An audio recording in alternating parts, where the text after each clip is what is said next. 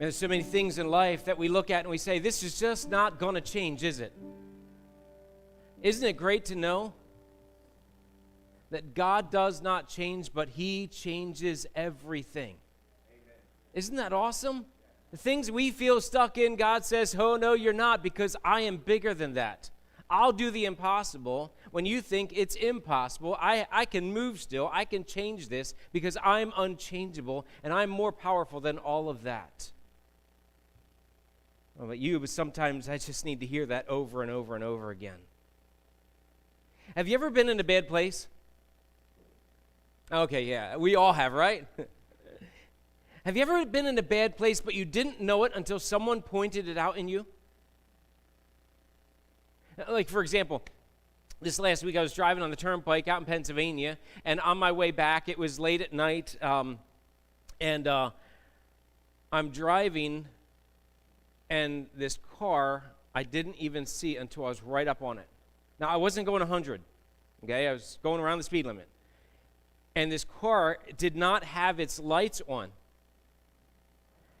And what do you do when you're driving, and they're driving significantly slower than I am. I wasn't going 100. But, and so while I was going, they were under the speed limit, I think, and I was maybe slightly like one over or something like that. But, and I'm driving, and all of a sudden, here I am right up on this car, and my heart begins to sink and panic, and I'm excited. I'm like, what's wrong with you? All right? So what do you do in that situation? It's not my fault that they are in this place, and they obviously don't even know they're in a bad place, do they? So what's the natural inclination? Run them off the road. Absolutely, I agree. No, that's not what we do. So the natural inclination is, listen, I want you to be aware that you are in a bad place, so I honk. And as I'm driving by, I'm honking and trying to, what do you do to tell somebody to put their lights on? Listen, if you're my age or ish or older, you pull the thing out for your lights. Today, it's like, I don't even know what to say. Like, you turn, it's automatic, I don't know what it is. And at any rate, as I'm going past, I realized it was not their lights that was the issue. The issue was their lights were totally out in the back. Now, a tractor trailer comes up on them, and it doesn't see them. It's going to be a really bad day for them, bad place for them. So you honk, you make them aware, you're like, back there, and they're a thing creeper, I guess, I don't know, and you're trying to get them to understand that their lights are out, and what you're really trying to reveal to them is that they are in a bad place.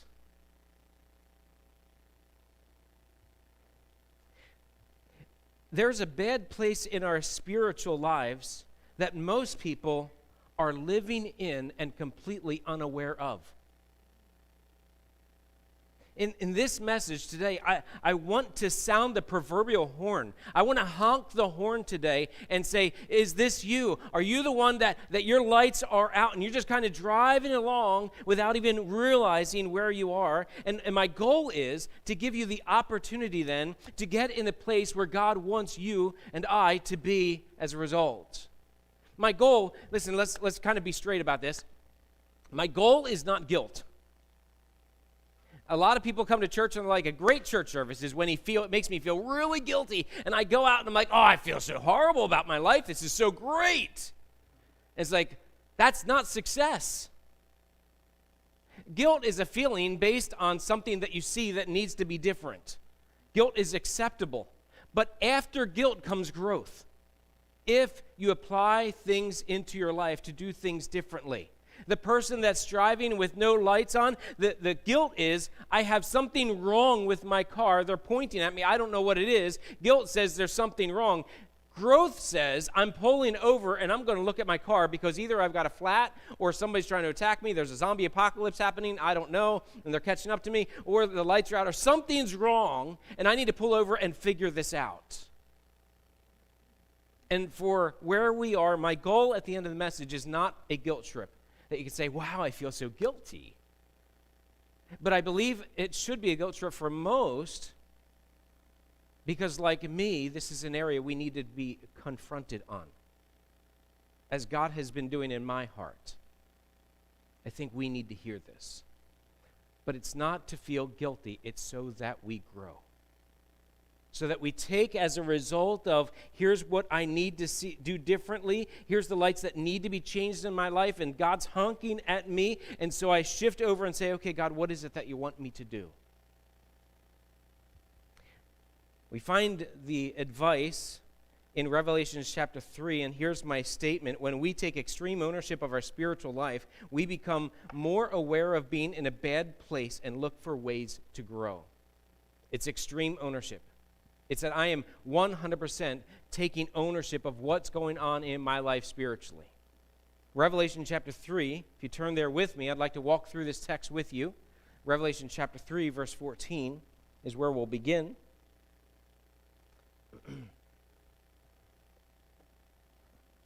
Says in this book, John was writing to us. It's a vision that he sees from God, and he's writing these things. And in this section here, chapter 2 and 3, John is writing out what Jesus is saying to the churches. And the last church that he talks to is the church in Laodicea. In Laodicea, he says, to the angel of the church in Laodicea, write the words of the Amen, the faithful and true, and it's the beginning of God's creation. And here he's speaking of Jesus Christ. Jesus is speaking to them is what he's simply saying. He says in verse 15, I know your works. You're neither cold nor hot. Would that you were either cold or hot, because you are lukewarm. And let me describe this a little bit. They're not cold, they're not hot, they're lukewarm, they're just kind of in the middle. Just to kind of relate it to us. How many of you like warm soda? It's just, in America, that's weird, right? You go to Germany and people enjoy that for some crazy odd reason I don't understand. But in America, that would be a weird thing to be like, oh no, I'll just take it straight off the shelf, just warm soda. It doesn't taste right. It's not satisfying. How about coffee? How many like hot coffee? Yep. How many like cold coffee? Iced coffee it is. How about like lukewarm coffee? It's been sitting on the counter for like a half an hour. It's totally cooled off. It's lukewarm. It's just room temperature now. Anybody? Takers? Okay, I'm sorry, you're weird. But we'll pray for you, okay? I'm kidding. My point is, and water, like I actually would drink lukewarm water. It's room temperature. But the point of this is just an illustration to help people understand that the lukewarm aspect, it's that if I take a drink of coffee that's been sitting for a little bit and it's gotten just lukewarm, it leaves me regretting that I drank it in the first place. You catch that? That's the point. Like I go to take a drink and it's supposed to be refreshing and, oh, I can't wait for this hot cup of coffee, and it's like, oh, I wasn't ready for that. It's the same elements, it's the same coffee that you enjoyed 15 minutes ago at a hot temperature.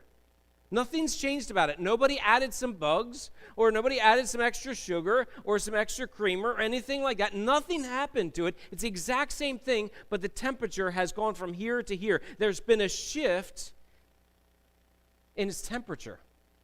So now it's like, I don't even want this. I regret drinking it. It's like, oh, man, go heat this up. I got to get something in my mouth to get rid of that taste that's sitting there.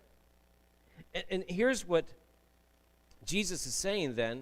He says, because you are lukewarm, neither hot nor cold, I will spit you out of my mouth.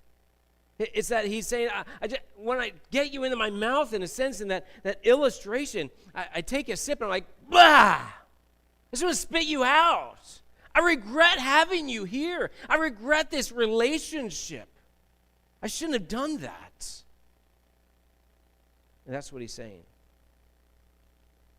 So there's perspectives. Here's God's perspective. He sees in the church, that this church of Laodicea, that they are lukewarm, that they're like unsatisfying, not where they should be. What's the church think about themselves? Would they see themselves that way? Here's what they think.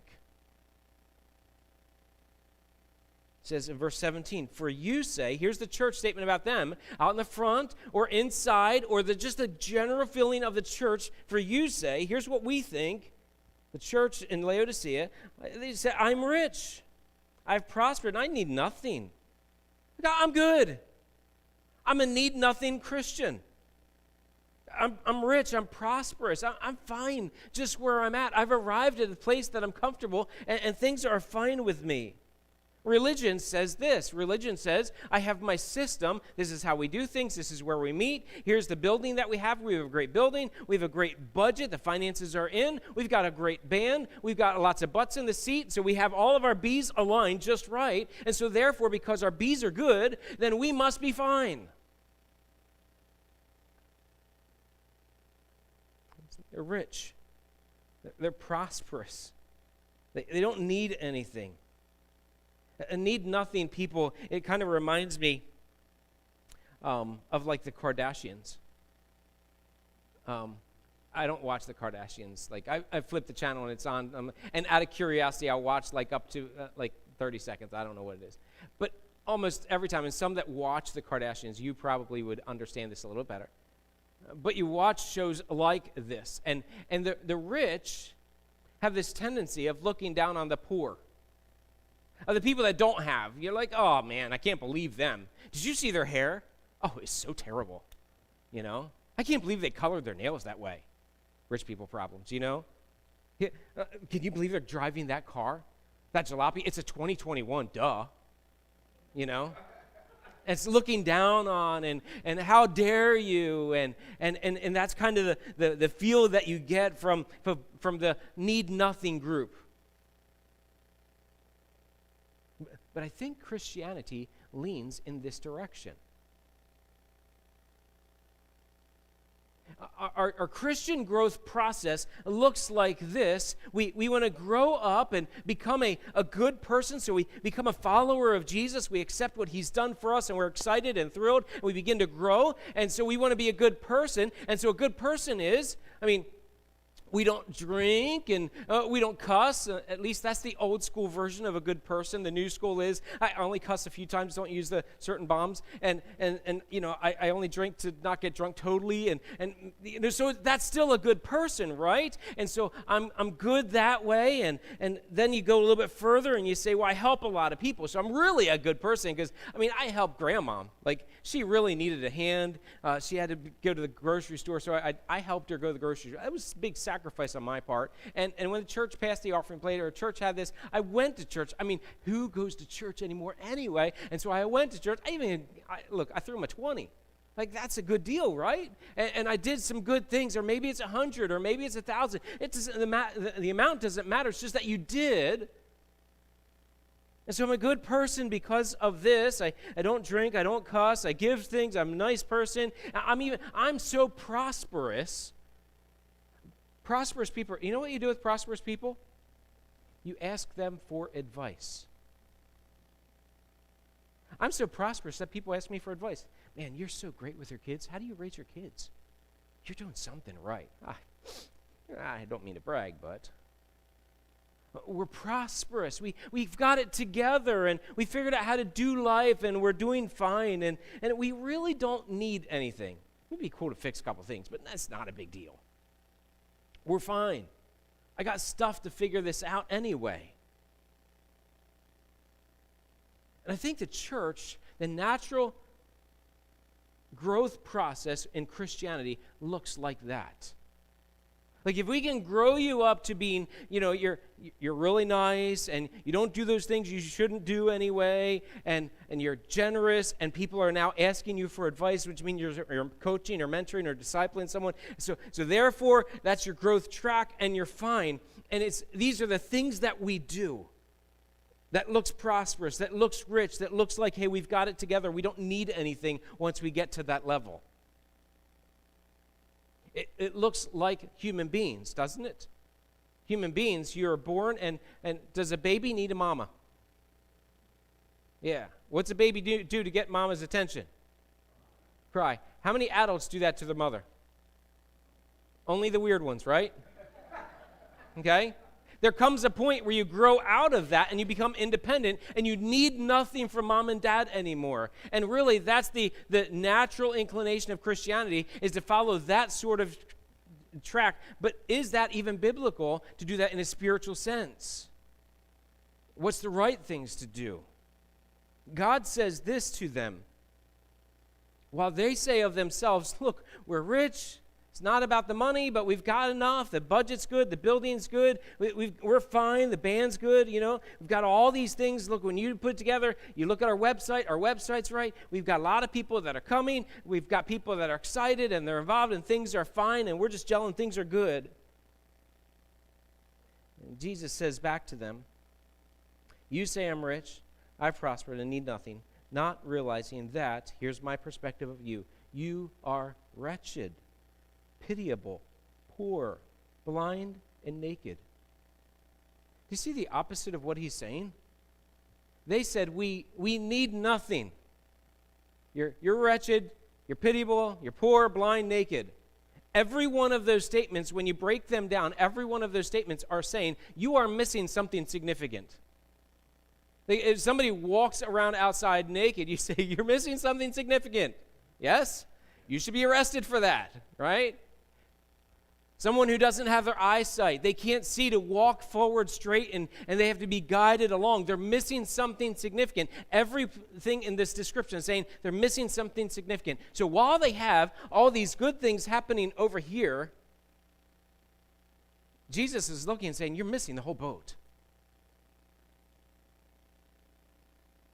Is that he's describing a Christian who checked off all the right spiritual tasks, but they are spiritually empty.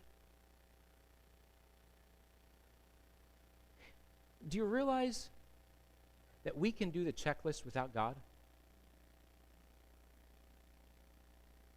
We don't need God's help to be good. I know a ton of people that are good. Really good people. Super nice. I know a lot of people that don't drink, they don't cuss, or they cuss a little bit or don't drink a lot. I mean, whatever checklist you want to put in there that fits there, we can find people that don't know God, don't believe in God, don't want God in their life, that say, I can hit your checklist just the same. And Jesus is saying, that's the point.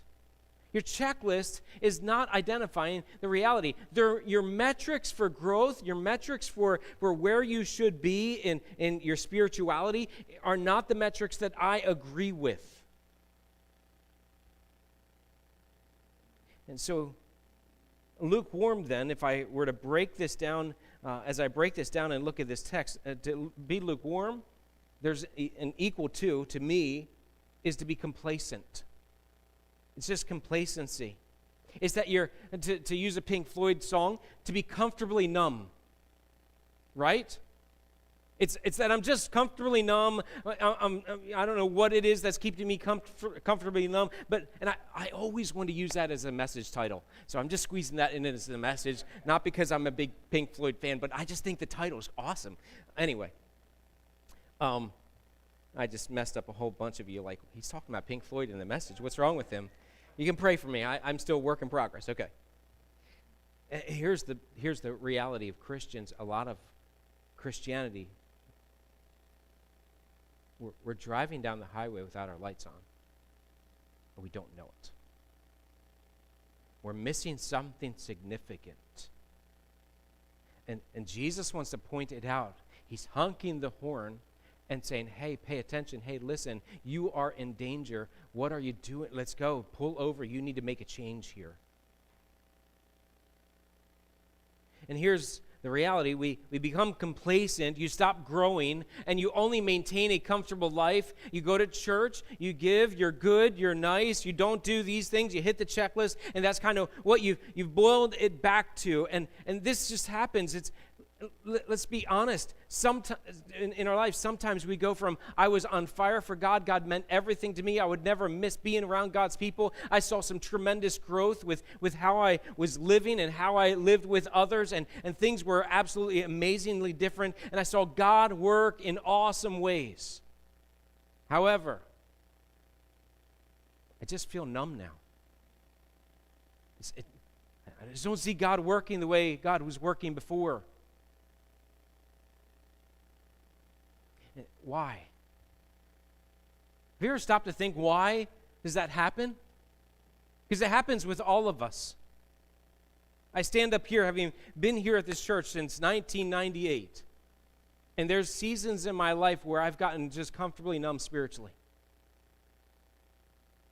where God needed to push in on me and say, hey, listen, wake up, pal. You got the checklist going, but you're not where I want you to be. What gets us to that point? That's the question. I think there are several answers. Let me just kind of roll out a few that I think are normal answers for that. And it's going to be different for each of us. I'll say this. I think one of the biggest reasons that we get spiritually numb is because we are expecting God to do something big over here, and God does not do it when we expect God to do it. You ever get there? It's Moses when he goes and he's doing some things with the Israelites, and the Israelites are not moving, and he's just mad at God. And you can see this with a lot of different examples where it's like, okay, I'm expecting change and nothing's happening. So God, where are you? And maybe you're not there anymore, or maybe you just fell asleep. I don't know what's going on. I'm still going to be faithful to you to do the checklist, but I don't believe you're going to do anything big anymore. I think another reason that we go from being on fire to being comfortably numb is because life just gets busy. I mean, the last couple of years, our life went from falling asleep on the couch because we weren't allowed to go anywhere to being in high speed running a highway that's 150 miles an hour, it seems. And our schedules are overloaded, and our emotions are overloaded, and our relationships are strained, and we're trying to figure all of that out, and we're just going berserk with all the different things that we're going in, and we've been calling that being crushed, right? And sometimes you just get so busy, and you're not sure which way to go, and you don't stop long enough to be able to figure things out, and sometimes we just simply don't have effective boundaries in our life to be able to hold on to where God wants us to be. And so we neglect our lives spiritually for a long time. And as we neglect ourselves, our lives spiritually, we begin to just go into a decline, down and down and down. I would say another reason that I see is unresolved pain. It's unresolved pain. It's that you were hurt. You didn't know what to do. So you put into motion this way of dealing with pain where you just avoid pain. How are you doing? I'm good. It's that I'm in terrible pain, but now I've navigated through in a way that God's not really present. I'm doing the checklist, and when I get together with God's people, I just say, I'm good, because that's what we do anymore. How you really doing? I don't know. I can't even recognize that. I'm so far away from where I used to be. And we navigate through pain in such a way that's kind of like taking Advil for a broken bone. Does that heal you? The mic's on. So just go to this mic. I'll try to hand hold this so that you can hear me. That's actually for people on the internet. They're looking and they're like, he's mouthing this and he's not saying a single thing. What's going on here?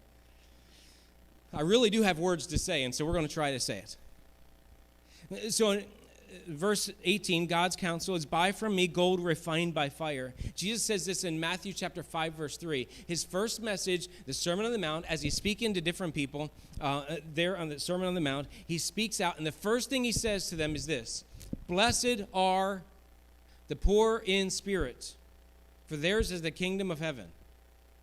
Isn't this an opposite world? I mean, if I'm all together with God, then I should not be poor in spirit. Thank you. Right? But to be poor in spirit, I'm going to set these down. Okay. I looked at the mic, and the mic says green, so it's good, so it's not the battery. So anyway, we'll just keep on moving. So poor in the spirit. To be poor in the spirit, can that go alongside with someone who's growing? It must, actually. A poor in the spirit person is someone who they've been crushed, they've been broken, but they get help. Blessed are the poor in spirit. The poor in the spirit, they live interdependently on God and his resources. You know what I find? People that have grown a lot have gone through a ton of heartache. They've been through the physical garbage where their body doesn't work the way it should. And they were poor in spirit. They've been through relational damage where this person hurt them or that person hurt them. Their best friend betrayed them. They were pushed off by this group of people, and they were not liked by. And they've been through some of those things. And some of the people that have grown the most have been through it. They figured out how to be poor in spirit. Let me give you one example. 2 Corinthians chapter 12, the Apostle Paul writes this whole thing, and I've gone through this before. Let me just give you the quick synopsis of this. So he writes this whole thing where he goes to the Lord and he says to God, Lord, he says, I prayed 3 times for my thorn to be removed from me, right? He's got a thorn in the flesh, this thing that's just killing him. We're not sure what it is, whether it's a bad relationship that's going on, whether it's this embarrassing moment that happened, or whether it's this financial difficulty that's going on, or whether it's a physical pain. We have no idea what the thorn in the flesh is, but think about it. What's paining you today? What hurts you the most right now? Here Paul is talking about a thorn in the flesh that's constantly there. It's just nagging at him and hurting him and hurting him. And he prays to God and he says, God, please remove this thorn from me. I would be much better off if I didn't have this pain in my life, this pain, this hurt that's constantly there. They did this to me. This happened to me. This is going on in my life. I want this out. So he prays, God, please remove this thorn from me. Not once, not twice, but 3 times, which to me indicates that he's praying and fasting, pouring out his heart before God. And God says this, nope, not going to do it, Paul. But here's what I'm going to do for you, Paul. I'm going to allow you to grow through it and know what my grace is, because my grace is sufficient for you. So Paul's thorn in the flesh did this amazing thing. It drove Paul to run to God in prayer. Begin with prayer, healthy habit number 1, right? And then as he does, he runs to God in prayer, and God begins to answer his prayer and say, hey, listen, thanks for asking, and here's the plan. I want this in your life, because as this is in my life, you will not grow complacent, because you will constantly need me over and over and over and over again. Every day you'll get up and say, God, I can't get out of bed unless you're helping me. And you go to this person and say, I feel like a failure, but God, I need your help to get past that. And I don't know how I'm going to provide for this, but God, you're going to have to. And you'll constantly run to me, Paul. And that's what he's saying. My grace is sufficient for you. It will help you to run away from complacency.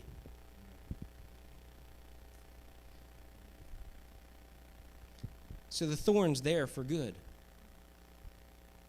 So the people that grow, that take this gold that's refined by fire, we take that refining fire that God has in our heart when we are there, and sometimes we cause our own pain.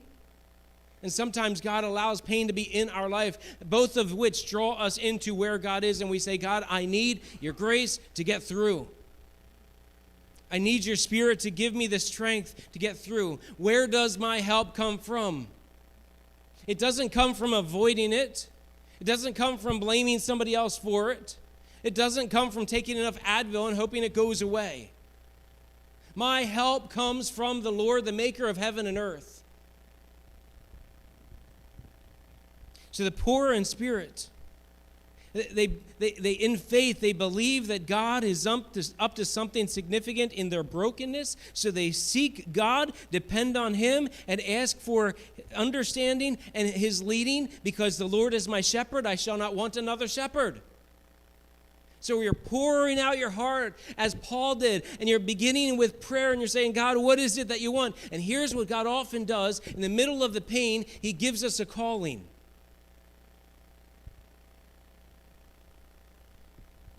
He helps us to understand that because you've been through this, there are others that are going through it. And because you've relied on God through it, not that you didn't have tears, but because you had lots of tears, and you had lots of nights that you're up late and you woke up early thinking about and praying about and quote unquote maybe worried about or concerned about whatever it might be. But you're pouring out your heart on God. And as you do that, God then gives you a calling to help other people that are in a similar, not the same, but similar pain. So being poor in the Spirit does not, now listen, this is important, does not live defeated. often we look at that and say, well, if you're poor in the Spirit, that means you're defeated. You're just sitting on the rocking chair. I'm poor in the Spirit, poor in the Spirit. I just don't have anything good going on in my life. And no, that's not what poor in the Spirit is. Poor in the Spirit is not a complacency that sits in the rocking chair. Poor in the Spirit means that I have been broken, but God is building me back up by his grace and giving me direction as a result of the things that he's doing in my life. So poor in the Spirit is not defeated. They grow in dependence on God's resources for victory. God's grace is seen in all his resources. In church, we are part of that resource. Isn't that great? Last week, I talked pretty candidly about church and how the church overall in America has declined significantly. Statistics are saying that a church average back in 2018 was about 137 people was the average church attendance across the board. And the average now is around 65. Interesting computations. And several of you asked after this, I said this last week, they said, what is the reason for the decline? There's several reasons. Let me just throw a couple out that relate to this message. One, I believe the church was complacent before COVID, and the sustaining power of God's grace was not sought after as much as it should be with some people. I'm not going to say everyone, but I'm going to say in general speaking. What happened years ago, there's a church growth movement that if we do this, that, and the other thing, we have these mega churches and all this stuff. I'm not knocking any of that, but I'm saying that success was looked at by these check boxes that I would say God looked and said, those check boxes are meaningless. You're not seeking after me anymore. You're seeking after filling up your pews and the buildings and the budgets and those things. And those things should be a result of seeking after me, and you're putting it in the wrong priority. You're missing it. And so I think, honestly, I think people, though, there are some that are seeking for God's power to be seen. They're looking at this crushed world and they're saying, where's God? I want to see God working. And so what they'll do is they'll say, well, I'm going to go find a church where I see God working in a way that I expect God to be working. And so from what I've seen with other pastors and stuff, we're looking at the geography of the church, and people are going here and then over here, and it's like kind of swirled around, and all the churches have kind of changed a bit. Okay. Did we grow as a result? And are we finding God in other churches? And I think we're all struggling. And so people are seeking for God's grace and seeking for God's power to work in a mighty way, and so they look for a church where it's present. And then you have need-nothing people that they discovered that through COVID, they stopped going to church, and they discovered, I don't really need to go to church because nothing's changed. And so they just stopped going. I get it. My simple advice with all of that, and I've listened to people on all these sides, and then some more as well. Here's my advice. If you see a problem, be part of the solution. That's it. If you see a problem, be part of the solution. Do you know that the amount of pastors that are leaving the ministry and moving from one church to the next over COVID and beyond is nearly the same amount of people, like percentage-wise, of people leaving the church? In this area, I can tell you of about a half a dozen pastors that have retired, resigned, and things like that, just in our 50-mile range. Okay, I get it. I understand. And sometimes you can't be part of the solution because you need to move on, and sometimes God moves you on. I get all that. And sometimes God changes some, and okay, fine. But I think far too often we become complacent when God is calling us to be part of the solution. That we need to first address our own heart and say, where am I at? Am I really seeking after God, or am I just kind of filling in the check boxes? to really seek after God looks like Paul. Lord, I need your grace to get through. I can't live a day without you. And then it's to fulfill the calling that he has as a result of that, and you're working in other people's lives as well. We're going to get to that next week, by the way. It's a whole nother message. So here we come to the end of this message, and here's my thing. A bad place to be is complacency. Okay? You got that? You can even I'm trying to make it rhyme for you. Bad place to be is complacency. If you're complacent, that's a bad place to be.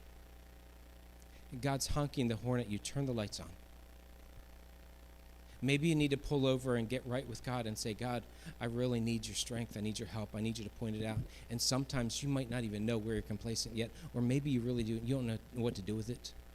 And so you have these cards. You get these cards when you came in?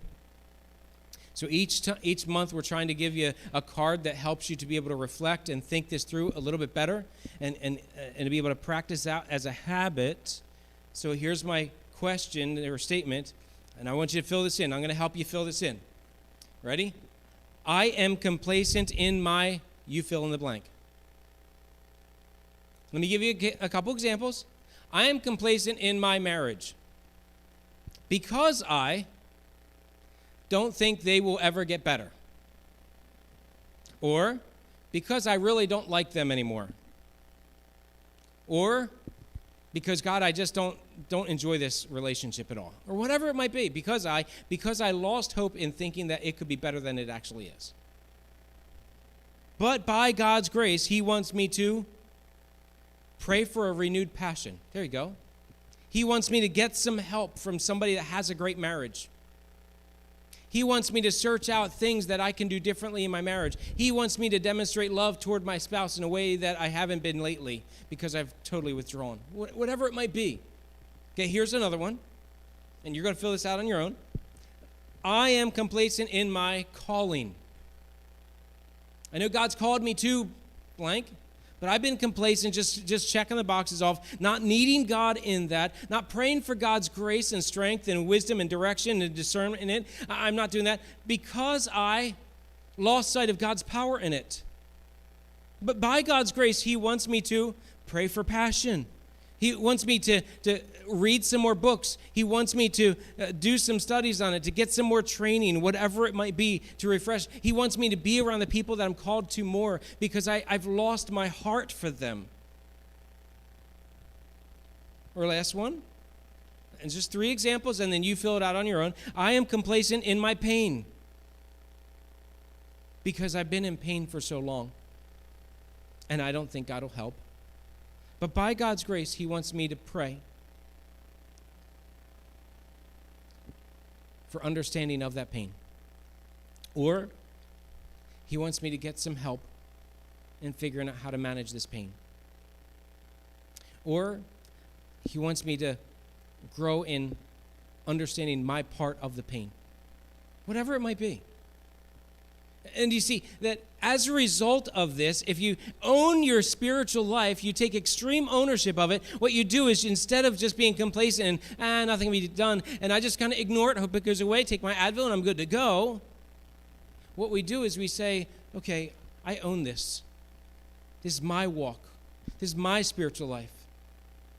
So God, I can't let it stay the same because you are the God of the impossible. My help comes from the Lord. Lord, you are my shepherd. I don't want any other. You're going to lead me to green pasture, not this brown stuff over there that tastes like garbage. And you're going to keep me growing. So God, how do you want to do that? So Lord, help me not to be complacent. And show me what you want. And as you do, you'll see God do some awesome things. And as you do, we get to share it in a church setting. And here's what happens. When you see someone grow, you get excited because you say, oh, wow, God's working over here? Maybe I should get on board. Maybe I should give it a try. Maybe by faith and encouragement by what they did, maybe I'll see God do some amazing work in me. See, I get the cool part of just being kind of like your coach, saying, hey, you should be doing this. And there are spotlights where I'm like, oh, wow, look, they're practicing this. They're doing what God says, not what I say. And I'm seeing some tremendous growth in people. And I want you to see it as well. It's awesome. As we do, see, this is what drives us into the Lord's Supper. 1 Corinthians 11, and we're going to close out with this. In 1 Corinthians 11, the Apostle Paul is talking about the Lord's Supper and how this is something they should be repeating on a regular basis. And as they do, he says, hey, there's this problem where these people come in and they're like bragging and they have the better table that they eat at and stuff like that. They've totally missed the boat on communion. Here's what communion really is, the Lord's Supper really is. It's for people to get humble before God, and they're saying, God, I need you. I know you're the God of the impossible. If you can raise Jesus from the dead, go from death to life, then you can do that in my life as well. So we participate by faith in what he has done and what he can do. And so as we do, let me ask you just to close your eyes, bow your heads, just spend a moment with the Lord. And those that are helping to pass this out, if you'd come. And spend a moment in the Lord just asking God to reveal your complacency, reveal what he wants to do in you, and begin to take these steps together. Let's bow our heads.